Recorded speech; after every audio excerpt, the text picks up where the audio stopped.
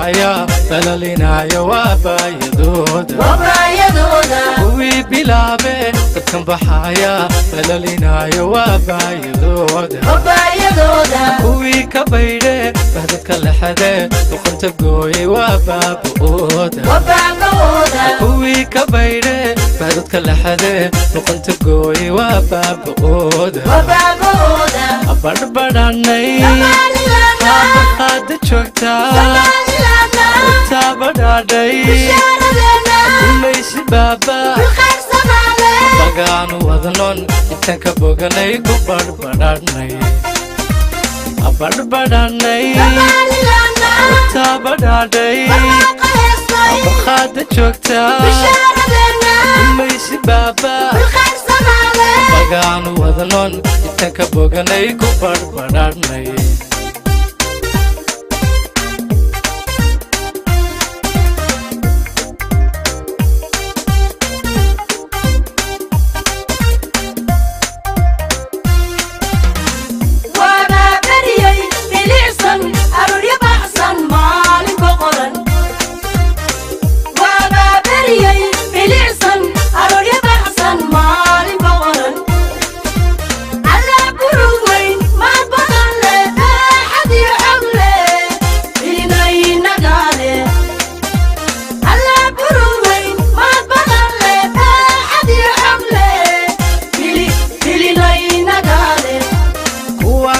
بحني مدح بناني فرقك قاتا برورنايا وانك بحني مدح بناني فرقك قاتا برورنايا كوي كبيري بهدك الحدي وكنت قوي وباب قودا كوي كبيري بهدك الحدي وكنت قوي وباب قودا بربراني هاد شوكتا تابراني ليش بابا بغان وذنون يتنك بوغني كبربراني بربراني تابراني هاد شوكتا ليش بابا بغان وذنون يتنك بوغني كبربراني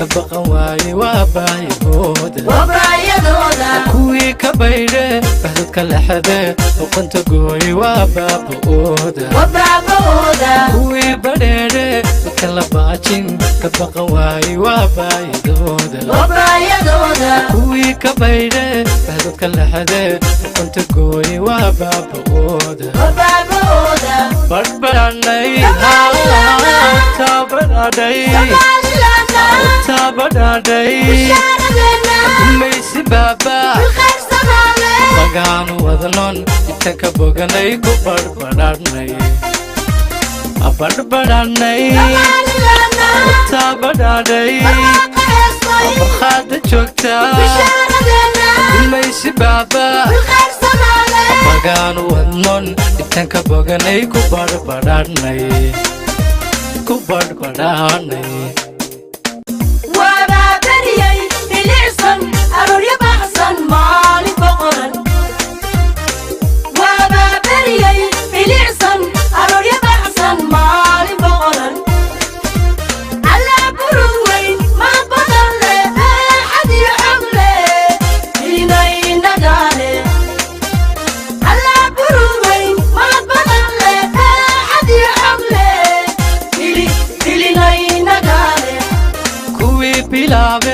كم بحايا dalalinayo waabayadooda kuwii bilaabe dadkan baxaya dalalinayo waabayadooda kuwii ka baydhe bahdadka lexade luqunta gooye waabaaba'ooda kuwii ka baydhe bahdadka lexade luqunta gooye waabaaba'ooda abarbadhanay qaada joogtaa taabadhaadhay kulaysi baaba bagaanu wadnon intaan ka boganay ku barbadhanay abarbadhanay taabadhaadhay qaada joogtaa kulaysi baaba bagaanu wadnon intaan ka boganay ku barbadhanay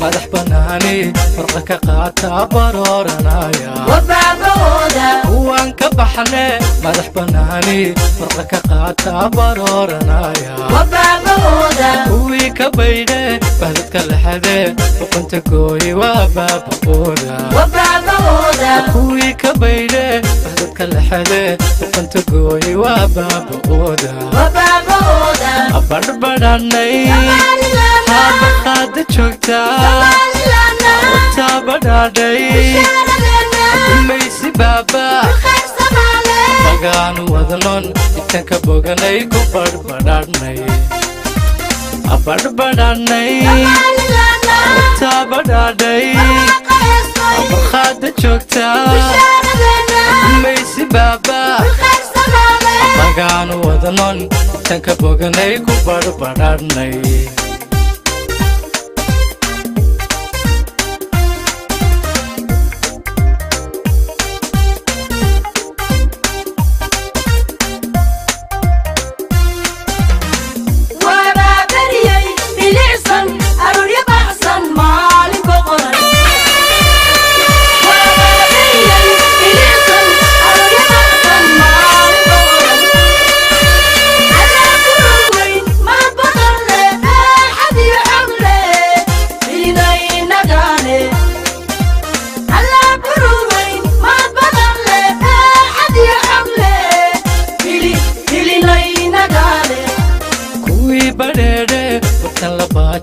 ka baqan waaye waabayadooda kuwii ka baydhe bahdadka lexade luqunta gooye waabaaba'ooda kuwii badheedhe dadkan la baajin ka baqan waaye waabayadooda kuwii ka baydhe bahdadka lexade luqunta gooye waabaaba'ooda barbadhanay taabadhaadhay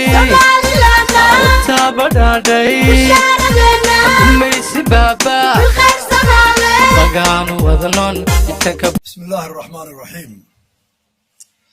الحمد لله رب العالمين إلهي بقى مهضة ما أنت نقسمي إلى نسوون معضنا حفلة أنا كده أفرينه وشكي كوباد إبلارنتا يكده بربرا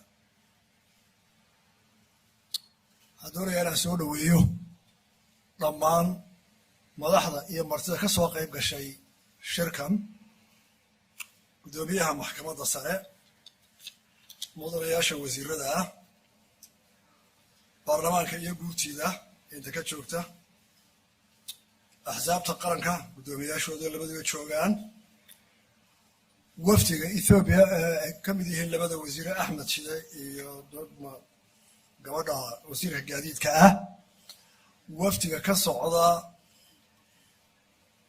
DB World ee uu hogaaminayo guddoomiyaha DB World Axmed Suldaan wafdiga Kenya ee ka socda ay ka mid tahay xildhibaanka ama MPga Raila Odinga gabadhiisii ama inantiisii ay hogaaminayso oo ah saaxiib weyn oo Somaliland Prime Ministerkii hore ee Guinea Bissau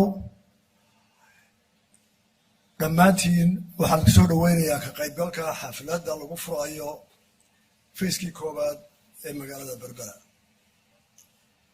maanta waxaa maalin weyn oo taariikhi ah oo u ah dadka Somaliland iyo geeska Afrikaba iyadoo oo aynu goobjoog ka nahay furitaanka ballaaran ee lagu casriyey dekedii Berbera oo ay maalgelisay shirkadda DB World ee ay leedahay dowladda Imaaraadka Carabta waxa kale oo suurto gelinaysa arrintaasi ma aha oo kaliya in dekedii la furay ee waxay ka dhigaysaa Somaliland dal hogaamiya shaqada dekedaha noqdana goob baayac mushtar oo u dhiganta Singapore ama Dubai mustaqbalka soo socda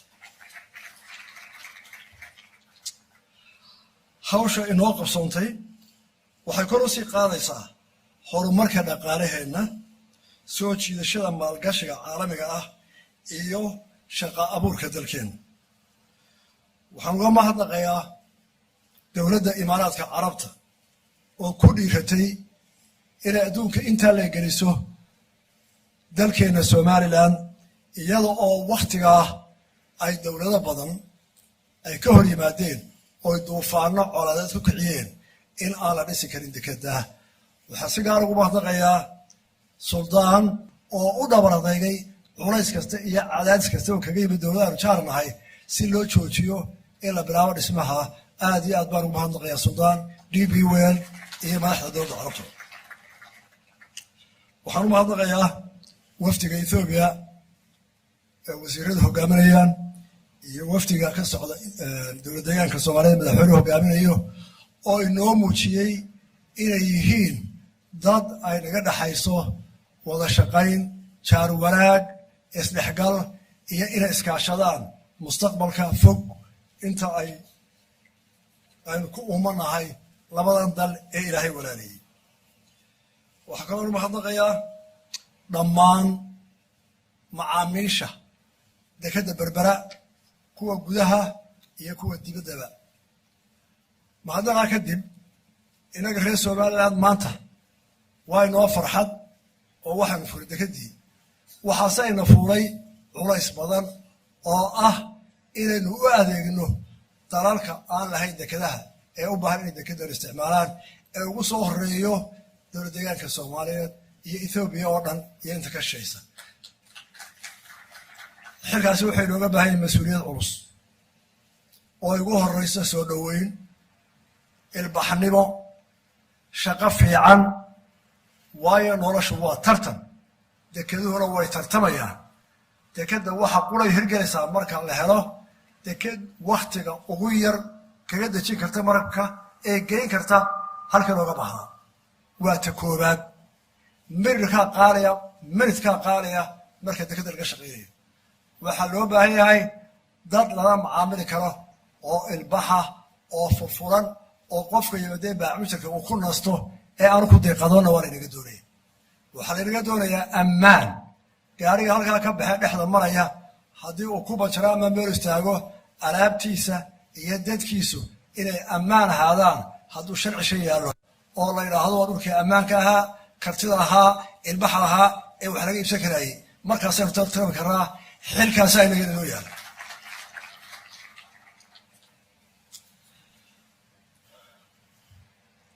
Distinguished delegates, ladies and gentlemen, welcome you all.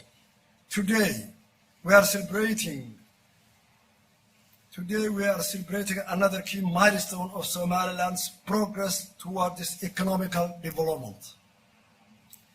As we are inaugurating Berbera Port Phase 1 expansion and the groundbreaking of Berbera Free Economic Zone.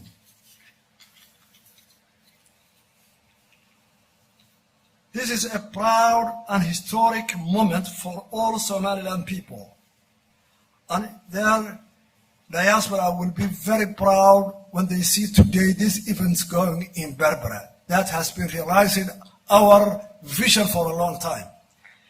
We want to thank and to remember our President Ahmed Silayo, who has innovated that idea, and we are continuing his vision and idea to complete this action.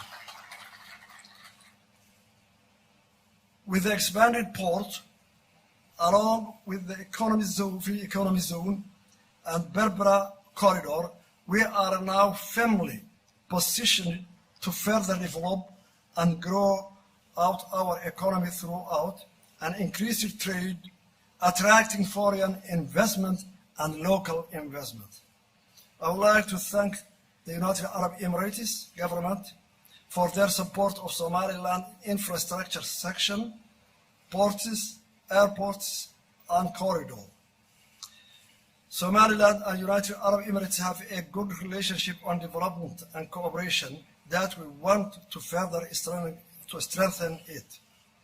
I would also like to thank the Ethiopian delegation for their participating in this historic moment, and that clears us they will be our customers and the customers of Berbera. I would also want to thank for the President of the Somali Regional Government of Ethiopia that he will be the first customer to Berbera, and we are welcoming you for special session. I would like to thank all customers of Berbera, the staff of Berbera, and the leaders and authority of Berbera Port. Thank you very much for all. Your Excellency Musa Bihi Abdi, President of Somaliland, Your Excellency and Brother Sultan bin Sulaim, Chairman and Group CEO of DP World, Your Excellency Mr. Mustafa Mohammed Umar, President of Somali Regional State, my sister, Excellency Dagmawit Mogas, Minister of Transport, Federal Democratic Republic of Ethiopia, Your Excellency Bakrio Dija, former Prime Minister of Guinea-Bissau, Excellencies Ministers, members of the Parliament, and the Gurtis, diplomatic community, distinguished delegates. Mr. President and ladies and gentlemen, at the very outset, I'm very much delighted to be here this afternoon and be a witness for the opening of the first phase of the Berbera Port Expansion Project.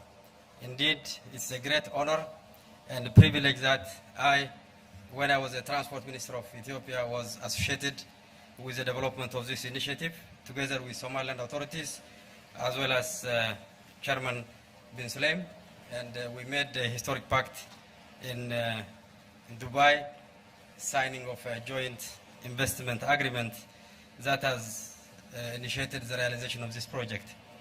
So I would like to congratulate the people of Somaliland, and it's a very big additional asset to our region, which is going to add additional maritime logistics capacity to our region, and which is very important also for Ethiopia. So we are here today to celebrate the opening of the port, capable of handling the biggest ships in the world. And this has been achieved in the context of Corona at such very good speed. And this is a result of the realization of the leadership of President Musa Bihi Abdi and my brother Sultan bin Sulaim. Mr. President, ladies and gentlemen, the completion of the first phase of Berbera Port Expansion Project will enhance the ongoing regional economic integration. The region needs more such projects on port development on the region, as the region is very growing, and more than 200 million people are living in this region. And particularly Ethiopia, with more than 110 million population, we need such strategic additional capacities to be developed around us. Mr. President, ladies and gentlemen, I would like to reiterate that this project is a very strategic project, not only to Somaliland, but also to Ethiopia. It is very important economic investment, which is important for the development of the people on both sides, and also it connects the teleconnectivity between Ethiopia and Somaliland, and particularly it brings additional capacity to Ethiopia's growing need as a result of its population and the growing economic benefits. And this project hugely benefits the development of port capacity. We should continue to invest on making sure that this corridor is globally competitive and with the level of best global standard. Therefore, I would like to reiterate, Mr. President, we need to do more. The port is very important development, but the road connectivity is also very important. Therefore, we need to upgrade the road inside Somaliland. And from our side in Ethiopia, we are already upgrading the road connectivity. We are building the world-class road from Jijiga to Dredawa via the lowland, as well as we are going to build express road from Dredawa, Erer to Meeso and Awash, which makes the competitiveness of Berbera port is very meaningful. In addition to that corridor up to Dredawa will serve both corridors, Djibouti corridor as well as also Berbera corridor. And the city Dredawa and Jijiga will be a transmission belt. And in addition to that, I would like to note that Somaliland authorities has to do work on having a system in place in terms of transit system. It has to be global standard transit system that makes the port competitive in terms of time, cost, and all transit protocols and agreements are very important. Therefore, we are together in this project. Ethiopia is with you on this development. Berbera corridor is one of the strategic corridors that Ethiopia relies on because of its population and growing economic demand. Therefore, we will take further steps of additional infrastructure investment in this port. We are also working with DP World in terms of inland container terminals, both at Jijiga, Samara, and Dredawa. And all that is going to be partly linked to this Berbera corridor in addition to consolidating the Djibouti corridor. So, waxaan idin leeyahay hambalyo waa mashruuc weyn oo taariikhi ah wax badanna u tari doona shacabka Soomaaliland iyo Ethiopia marka waa investment taariikhi ah oo maalgashi badan oo ka baxay oo annaguna dal ahaan qayb aan ka nahay marka hogaaminta madaxweynaha iyo dhammaan wasiirada iyo gudoomiyaha chairmanka DP World dhammaan ay ku mahadsan yihiin gaar ahaan shacabka Ethiopia guud ahaanna deegaanka Soomaalida iyo deegaanka Oromada iyo Cafarta xaggan xigtana ka faa'iideysi balaaran bay ka yeelan doonaan mashruucan marka waxaan idin leenahay mashruucan horumarinta Soomaaliland qayb weyn buu ka qaadanayaa waa economic investment waa trade facilitation marka horumarintana waa arrin waaqici ah in la isku taageero u baahan dhammaan regionka oo dhan laga taageero aad iyo aad mahadsantiin mudane Muuse Biixi Cabdi madaxweynaha Somaliland mudane Axmed Shide wasiirka maaliyadda Jamhuuriyadda Federaalka Ethiopia Marwo Daawud Mogas wasiirka gaadiidka iyo dowladda dimuqraadiga federaalka Ethiopia mudane Suldaan Axmed maareeyaha guud ee shirkadda DP World mudane Aadan Xaaji Cali gudoomiyaha maxkamadda sare ee Somaliland xubnaha wasiirada gudoomiyaasha xisbiyada xubnaha baarlamaanka iyo guurtida iyo dhammaan marti sharafka kale ee ka soo qaybgashay munaasabadan marka ugu horeysa waxaan jecelahay dhammaantiin inaan salaamo una hambaliyeeyo inaan dhammaantiin qayb ka nahay taariikhdan quruxda badan ee maanta qurmaysa ee u soo kordhay shacabka iyo dowladda Somaliland hambaliyada kadib fariintii muhiimka ahayd dowladda Ethiopia waxaa soo jeediyay wasiir Shide iyo wasiirka gaadiidka Dagmawid inaan ku sii dheeraado fariimahaas ma jecli waxa kaliya oo xusaya xiriirka ka dhaxeeya deegaanka Soomaalida gaar ahaan iyo Jamhuuriyadda Somaliland in uu yahay mid walaaltinimo mid soo jireena mid wixii u soo kordhay Somaliland iyo wax deegaankana u soo kordhay marka maadaama maanta wax idin soo kordheen oo wax dhaqaalaha deegaankan Somaliland bedelaya uu soo kordhay waxaan u aragnaa wax annagana noo soo kordhay oo maaragtay gaar ahaan dalka Ethiopia oo dhan waa dal weyn laakiin annaga deegaanka Soomaaliya ahaan waxaan wax ku leenahay oo gaar noo ah oo noo soo kordhay weeyaan shacabka deegaanka Soomaalida anigu aan hadda afkooda ku hadlayo waxay aad u jecel yihiin wanaagga shacabka ku nool deegaanka ku nool Somaliland inaan aragno idinku ka soo qabtay dhibaatooyinkii hore idin soo gaadhay inaan aragno idinku oo waxyaalo badan oo Soomaalida jinsi ahaan lagu dhibaateeyo ama lagu faquuqo oo ay ka mid yihiin colaadaha iyo dagaalka iyo dawlad la'aanta iyo wax oo dhan inaad ka duwan tihiin oo aad muujisaan Soomaalidu inay yihiin dad xadaarad leh ismaamuli kara dimuqraadiya runtii arrin aad iyo aad qalbiganaga mar walba farxad u gelisay tahay inaan fagaaraha idinka sheego ayaan jecelahay ugu dambayn waxaan diyaar u nahay inaan mar walba sii xoojino isdhexgalka dhaqaalaha bulshada dhaqanka ka dhaxeeya deegaanka Soomaalida iyo Somaliland waxaan rajaynayaa in mashruucan maanta aan halkan u joogno uu qayb ka noqon doono kobac dhaqaale oo ballaaran oo aan ku koobnaan doonin Somaliland gaari doona geeska Afrika oo dhan wa salaamantiin salaamu calaykum wa rahmatullahi wa barakaatuh.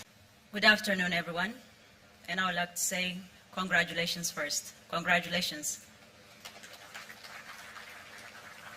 Your Excellency Muse Bihi Abdi, President of Somaliland, Your Excellency Sultan bin Sulaim, Chairman and Group CEO of DP World, distinguished guests, all protocol observed.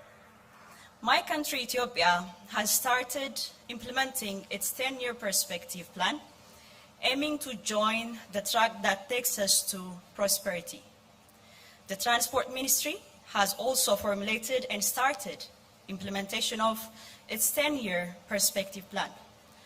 Among the 4 thematic pillars of the plan, improving the logistics service efficiency is one of which we aim to improve the country's global logistics performance index rate from its current 126 to that of 40s and increase the total volume of our import from its current nearly 17 million metric ton to that of 30 million metric tons per annum. To realize these targets, port diversification is expected to play a leading role. Today's opening of new container terminal at the port of Berbera is a significant milestone to Ethiopia and for the people in the Horn of Africa. We are honored to be invited to join you to celebrate this important occasion. We are greatly looking forward to the contribution of Berbera to the region.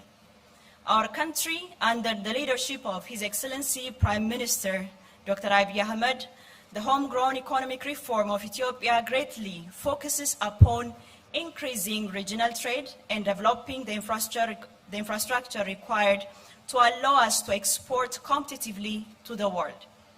As Ethiopia grows, there is an urgent need for us to develop additional transport corridors and to cope up with the growth. The opening of Berbera is an important addition to the infrastructure available to Ethiopia, but still we need more such ports to develop in the region. Once again, I would like to say congratulations to Your Excellency President and Chairman of DP World. Thank you very much. بسم الله الرحمن الرحيم الحمد لله رب العالمين إلهي بقى مهله marka u horeysa xafladan munaasibadan qaaliga isugu keenay marlabaadka madaxweynaha jamhuuriyadda Soomaaliland mudane Muuse Biixi Cabdi xubnaha golaha wasiirada xildhibaanada golaha qaranka gudoomiyaasha asxaabta qaranka ciidamada kala duwan ee qaranka jamhuuriyadda Soomaaliland madaxda gobolka degmada madaxda shirkadda DP World wasiirka hawlaha wasiirka gaadiidka ee dawladda federaalka wasiirka maaliyadda ee dawladda federaalka madaxweynaha dawladda deegaanka dhammaan gudoomiyaha maxkamadda dhammaan marti sharafta ka soo qayb gashay xafladan waxaan idinku salaamayaa salaanta islaamka assalaamu calaykum wa rahmatullaahi wa barakaatuh mudane madaxweyne mudanayaal iyo marweyn waa maalin aad u weyn oo qiimo weyn ku leh qarankeena maadaama aynu joogno xadhigga lagaga jarayay wejigii koowaad ee dhismaha ballaadhinta iyo casriyeynta dekadda berbera.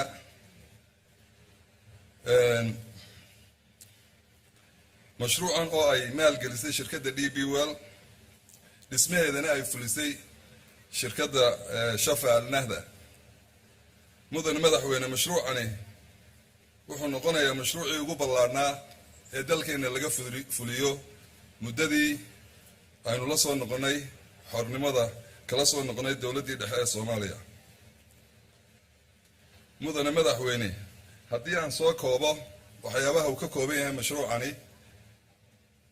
waxa weeye container terminal 400 mitir ah kiiga, barxadda weyn ee dhammaanteed la dhisay 200,000 mitir square ayay ka kooban tahay. barxadda konteenarada la dhigaa waxay iyaduna qaadaysaa 500,000 konteenar sanadkii. daraafka jooga ama daraafka ay maraakiibtu ku soo xidhaan waxaa la gaadhsiiyey heerkii caalamka dekadaha waaweyn ee internationalka waa 17 mitir, halka teenii hore ay ahaan jirtay halka u dheeray 11 mitir iyo 9. waxaa la keenay barxadda weyne konteenarada iyada lafteeda lagu kala guro 8 wiish oo ah kuwa konteenarada raseeya kala gura nooca loo yaqaano RTGS. waxaa kaloo lagu soo kordhiyey dekedan container terminalka ah 3 wiish oo waaweyn oo kuwa maraakiibta ka roga konteenarada oo markab kastoo xaddigiisu weyn yahay ka rogi karaya insha Allah biidhnillaahi kariim. waa nooca loo yaqaana STS Gantry Crane.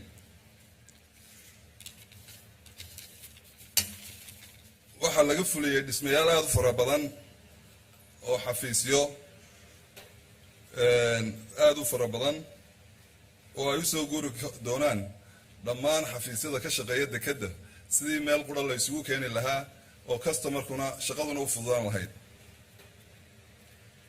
mudane madaxweyne annagoo ka duulayna muhiimadda ay qaranka ugu jirto dekedda berberi isla markaana la jaan qaadaysa horumarka iyo casriyeynta ay fulisay dekedda DP World ku samaysay dekedda berbera waxaanu keennay taagag casri ah, 2 taag oo casri ah oo mid walba xajmigiisu ama hoos baawarkiisu yahay 3,000 hoos baawar. waxaa kaloon ku soo kordhinay pilot boat cusub oo iyadana ay raacaan baylodada soo xidhaya maraakiibta.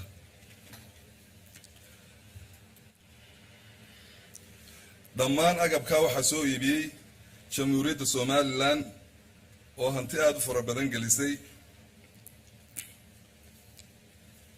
xukuumadda Somaliland ee uu garwadeenka yahay madaxweynaha jamhuuriyadda Somaliland si ay ula jaan qaado casriyeynta iyo ballaadhinta laga fulinayo shirkadda DP World fulinayso.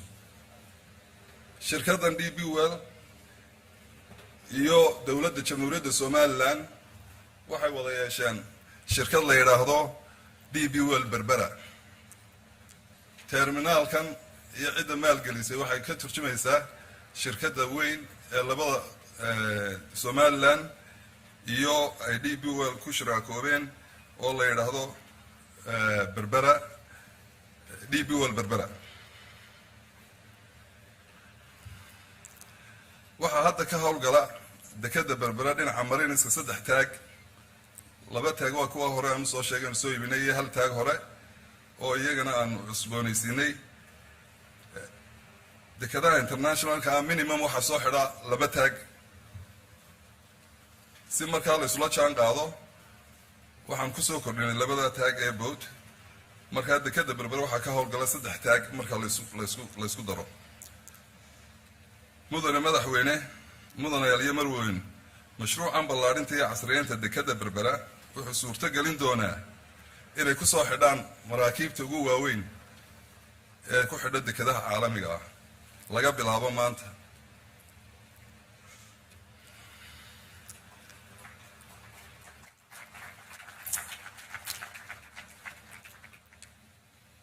waxaan rajayn doonaa inay wax badan ka tari doonaan muddadii ay soo socon jireen konteenaradu oo berigii hore muddo dheer qaadan jirtay ilaa 34 cisho 35 cisho mararka qaar 40 cisho laakiin waxaan rajaynaynaa laga bilaabo iminka in maraakiibta waaweyn ee ka gooshda caalamka sida China iyo meelo ka fogba inay toos ugu soo xidhan doonaan ganacsatadana ay ka caawin doonto muddadii dheereed ee ay sugayeen inaan dib loo sugi doonin oo muddo gaaban 19 cisho ay ku iman doonaan insha Allah waxa kale wax ka tari doontaa maadaama maraakiibta feederiski ay noogu soo qaadi jireen dekedaha mandaqada sida Dubai Amman Salaala iyo meelo la mid ah maanta waxay noo hirgelisay inay maraakiibta waaweyn toos u yimaadaan dekeda Berbera taasoo wax badan ka dhimi doonta ganacsatada Somaliland xagga nooliga mudane madaxweyne maanta dekedu waxay u diyaarsan tahay inay qaabisho ama rasiif karayso maraakiibta ugu waaweyn dunida insha Allah billahi ta'ala waxaanu jecel lahay marka ay dhameystiranto dekedu in iyaduna wadadina ay iyaduna dhameystiranto waayo deked cusub oo la dhisay oo aan wada lahayn suuragal noqon mayso wadadana way noo dhamaanaysaa insha Allah billahi kariim waxaan aad u soo dhaweynayaa madaxweyne madaxda ka fadhida dawladda Itoobiya oo iyaguna muujinaya commitment-ka iyo siday ugu heelan yihiin inay isticmaalaan dekedeena dekedan waxaa soo martay caqabado badan laakiin muddadii loogu talagalay way ku dhamaatay inkastoo 6 bilood uu dib noo dhigay coronavirus-kii oo dunida oo dhan ka dhacay laakiin muddadii loogu talagalay wuu ku qabsoomay haddana insha Allah waxa lagu darayaa 600 mitir oo iyaduna kii ah taa macnaheedu waxa weeye sanadkii waxa handal gareyn kartaa dekedu 1 milyan oo container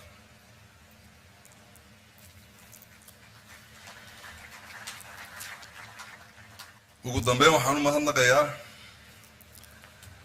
shirkadda DB World iyo shirkadda Shafa Nahda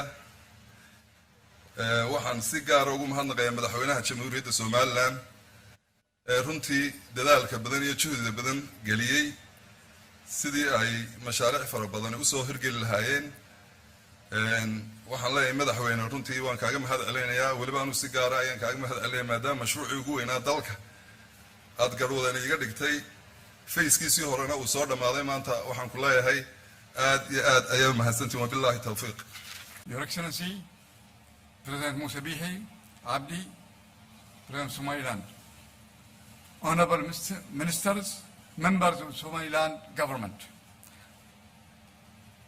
Honorable Ahmed Shidi Minister of Finance Ethiopia Honorable Dagmawit Moges Minister of Transport of Ethiopia distinguished guests, ladies and gentlemen, today opening of the new container terminal in Berbera is really the realization of the vision of the President and the people of Somaliland. Somaliland is an important trading city, one of the oldest in the world, dated about 400 BC. Mr. President, your vision is bringing back the fame to this important center of trade to serve the whole of the African Horn. In my way from the airport, Mr. President, I saw many developments, warehouses, building, construction, sites. All of this is really activities that follow the port. And that means creating jobs for the people, creating activity and creating business. DB World began operation in Berbera in March 2017 after awarding the concession, which we greatly thank the government, the President, for trusting us. Since then, we made substantial progress. Alongside expanding the port, we have increased its overall operational efficiency, productivity to meet the growing demand. In numbers, we have increased volumes by 35%, vessel productivity by 300%, reduced vessel waiting from several days to just a few hours. Mr. President, you will recall in October 2018, we broke ground to start construction of the first phase of the port expansion. Only 2.5 years later, despite the pandemic and all the disruption we received, we continued and we did not stop. And not only that, we made and built a modern world-class infrastructure asset. This asset, Mr. President, will be key driver of economic growth and the trade gateway for Somaliland and Ethiopia and the Horn of Africa as a whole. The new terminal with the deep draft quay of 400 meter and 3 gantry cranes is capable of handling the largest container vessels in the operation today and increases the port capacity from the current 150,000 to 500,000 TEUs a year. But our work to develop Berbera to become a major port, not just in the Horn of Africa, but also across East Africa, does not stop here. I'm pleased to say that in my last meeting with Mr. President, he gave me the green light to start the expansion, a big expansion of the port, whereby in addition to what we invested so far, which is $442 million, we are already started, Mr. President, after we spoke, in the work to expand the port. This will include extending the container terminal quay from just 400 meters to a total of 1,600 more meters will be expanded. Work has started. We will also install 7 additional quay cranes, increasing the total from 3 to 10 cranes. This, Mr. President, will enable the port to handle 2 million TEUs a year and to handle multiple very large vessels, container vessels at the same time. It's very important to show our commitment to the industry, very important to show the shipping industry we are ready, not by just expanding to 500,000, but our willingness to bet in the future of Berbera by expanding. We have a system, Your Excellency, in Dubai, and this is the way we operate. We say, build it and people will come. Build it and people will come. And we are now repeating the same thing here. We have the confidence, the ability, the drive, the passion, and the dedication. We, DP World, as a global provider of integrated logistics solution, DP World Master Plan for Berbera goes beyond the management and development of the port to maximize economic potential of Berbera strategic location and the benefit that will follow from the port's ability to handle increased trade. We are also developing Berbera Economic Zone. And again, we thank the government and the people for approving that at the Parliament. The Berbera Economic Zone, Your Excellency, is being developed based on the Jebel Ali Free Zone model in Dubai.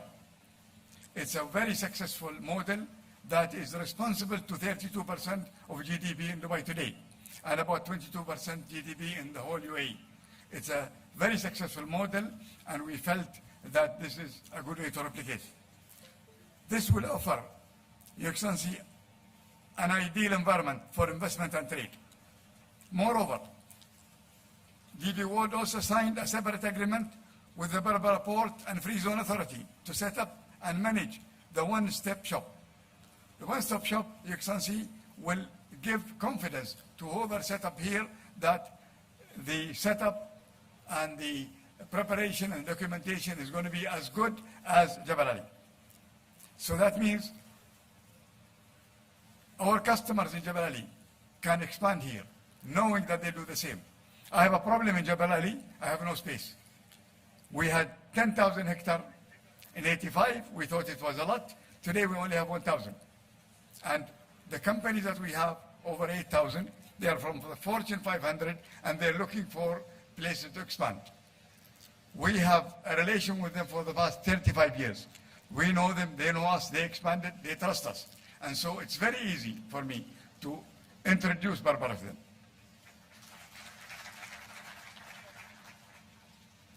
And I believe that the port, in addition to the free zone will definitely help to support and increase the export competitiveness of Berbera.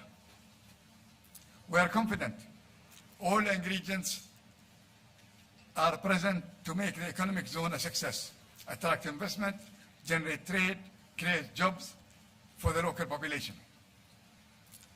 The further expansion of the port in the second phase and its integration with the economic zone, the Berbera corridor, reflects our confidence in Berbera and our intention to develop it into a significant world-class trade center.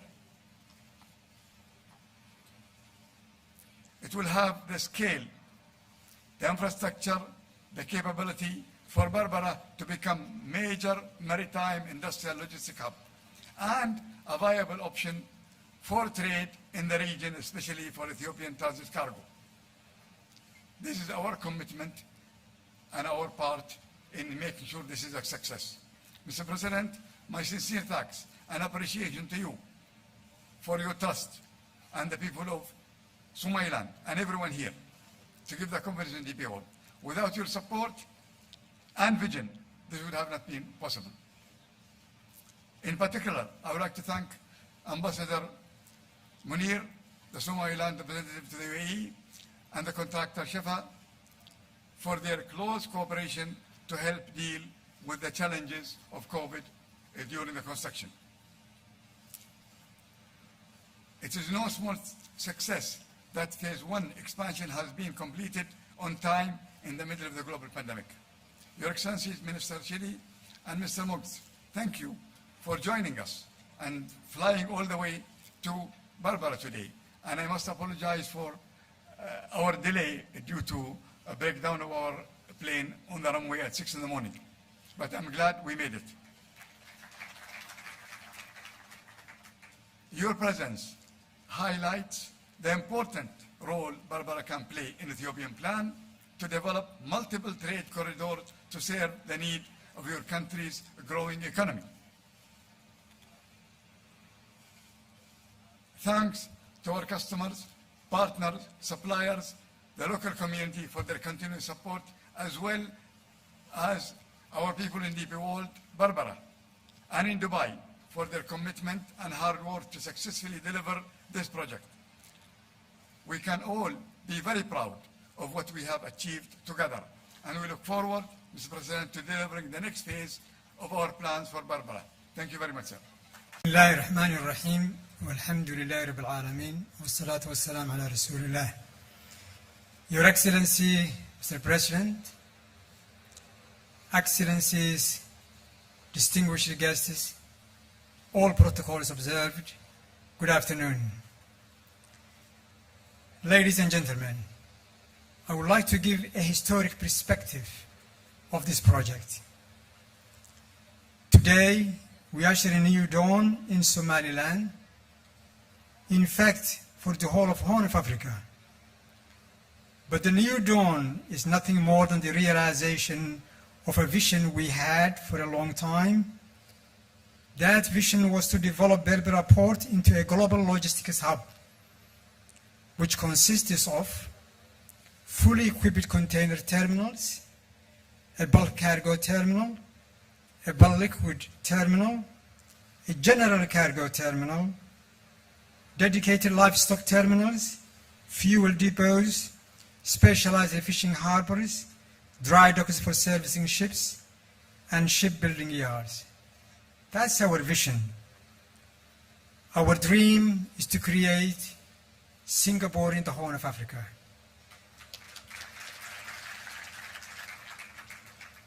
We realized that to make that dream come true, we needed heavy investment, which was beyond our means. So we sent out feelers for potential investors. Fortunately, there has been no shortage of interest.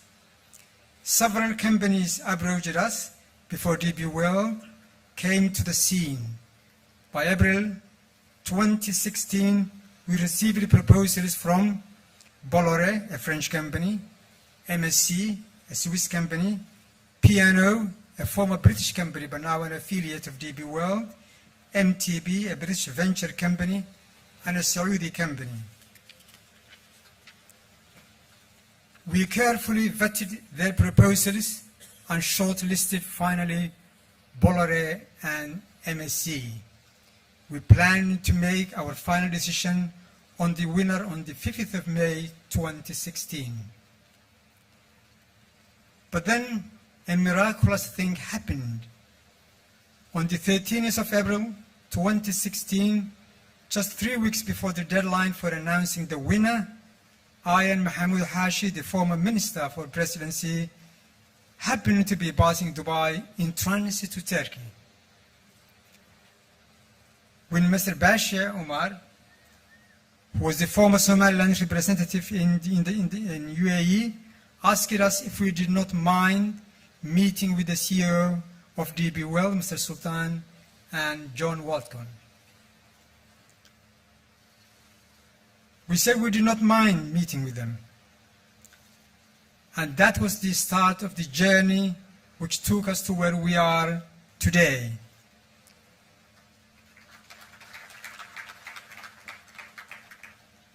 The Chairman shared with us an MOU which we took to study, and after a thorough examination we came to the conclusion that it offered a better deal compared to the other competitors, taking into consideration the core business of each contender, the history and the experience of each company, the capital of each company, the share ownership of the joint venture offered, job creation prospects, the concession period proposed, total investment, port extension and phases, the royalty, the expected income stream, and the associated complementary projects. So we took our decision based on that long list of factors. We notified the other companies of our decision to pursue the DB World proposal. From there, we embarked on a long and tough negotiations path, which involved up to 7 agreements and acts. On May 9th, 2016, the Somaliland government signed a port development agreement with DB World. On August 9th, 2016, Somaliland Parliament approved the port agreement with DB World. On September 5th, 2016, Somaliland government signed a 30-year port concession with DB World. On 12 February 2017, Somaliland Parliament approved a base agreement with UAE. On March 19, 2017, Somaliland government signed an agreement on the base concession and development projects with UAE. On January 18, 2021, this year, Parliament approved the Free Zone Act. And on April 12, 2021, this year, Parliament approved a Free Zone Company Registration Act. So 4 times the matter went to Parliament and 4 times that's been passed and approved. What's unique about these agreements and acts is that they cover a wide range of complementary projects and initiatives which contribute to the development of the country. They encompass ports, roads, airports, energy, education, water, and employment. Ladies and gentlemen, 5 years from ground zero, we witness at this historical day the fruits of foresight, dedication, and hard work of so many on both sides.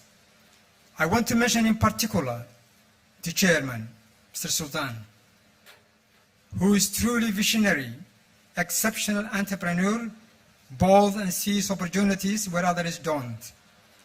He doesn't hesitate to take risks to invest in the long term. I can say he is the Warren Buffett of the Middle East.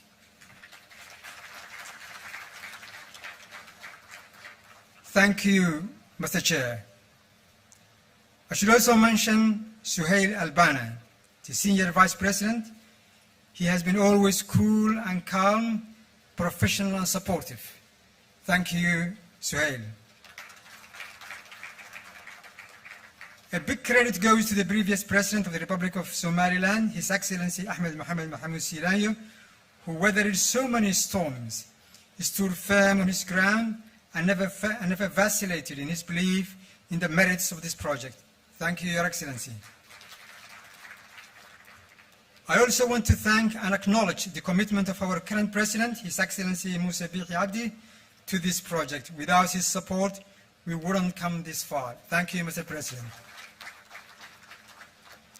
Finally, we're here today not just to celebrate the conclusion of the first phase of Berbera Port Extension project, but to inaugurate a regional and international corridor that will serve all the people and nations of the Horn of Africa, particularly Ethiopia, our neighbor. Our aim is to capitalize on our strategic assets and compete successfully in a very competitive market. Thank you very much.